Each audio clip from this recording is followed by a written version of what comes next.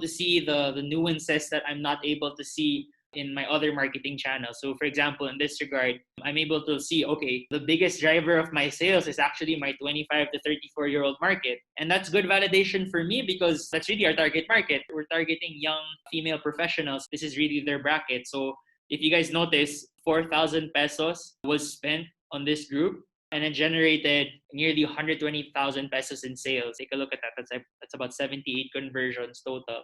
And I'm also able to see the keywords that we bid for and how it converts into certain click-through rates. So if you were in some of our previous talks, I did mention that in terms of click-through rates, you're looking about 1 to 5% on average. But here, at some point we were doing 23% or 39% click-through rate, which again is a little unbelievable when you start thinking about it. But we've been working on this account for quite some time now, and we're not so surprised with the results because we really put the work in to grow this account.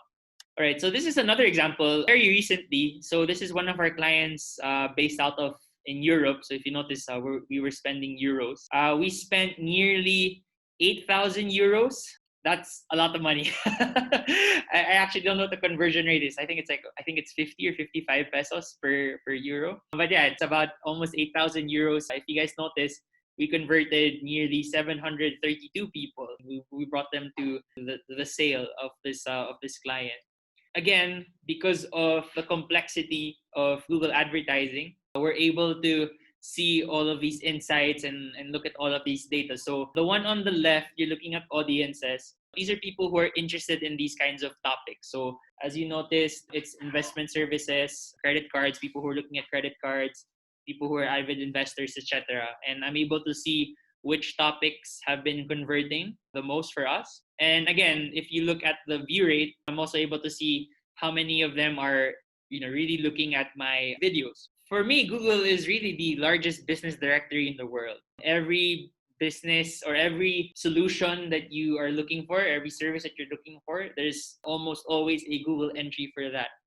It's the widest billboard. It can reach 90% of the entire online space. You're talking every desktop, laptop, and mobile phone it's able to reach. And it's also the most trusted advisor. I don't know about you guys, but I've made searches on Google where it's only just between me and Google. I've asked some really weird questions about weird stuff that I'm afraid to ask other people, but for Google, I trust them and they give me the answers that I want. For many of us, it's our trusted advisor, so that's also worth mentioning. And so for me, like I mentioned earlier, it's the most powerful advertising platform in the world. It's not even close. What you're about to realize in these next few slides is that if you want to grow your business and you want to take it to a certain level, Google advertising is going to come into the picture. I like to say that Google advertising is inevitable if you want to be able to hit a certain level of your business. And typically, one of their advertising platforms help you get to that next level. And Google search is one of the most popular ones, the popular ways to do that.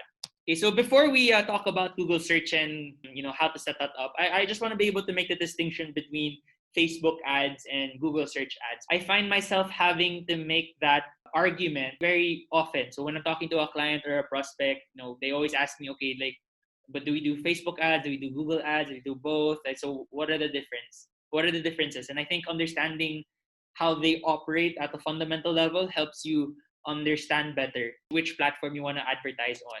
So what you have to know here, guys, is that platforms are defined by their intentions of people. What are people hoping to achieve on the platform? Like, what are they doing on the platform? And I think by always keeping this in mind, it becomes easier to make that distinction between where and when you should start advertising on social or on search. Social platforms like Facebook, Instagram, this is for discovery. We're on this platform to connect, to discover, to learn, and to entertain ourselves. We're typically not on the platform to make a purchase. That's not to say that purchases don't happen on Facebook, but more often than not, we don't log into Facebook with the intention of, okay, today I'm going to purchase something. That's not usually how it works. We're on Facebook again to connect, to entertain ourselves. We're bored. We're stuck in traffic. We're waiting for something to do, and then we go on Facebook for that. So we're not in buying mode. We're not in searching mode. Google is, I wouldn't say the opposite. Google is another alternative. Search platforms like Google, it's for answers. We have an itch to scratch. We have questions that need answers. And that's where the differences lie, because it becomes a matter of demand generation and demand fulfillment. This is the fundamental difference. On social media, as a marketer or as a business, you generate demand.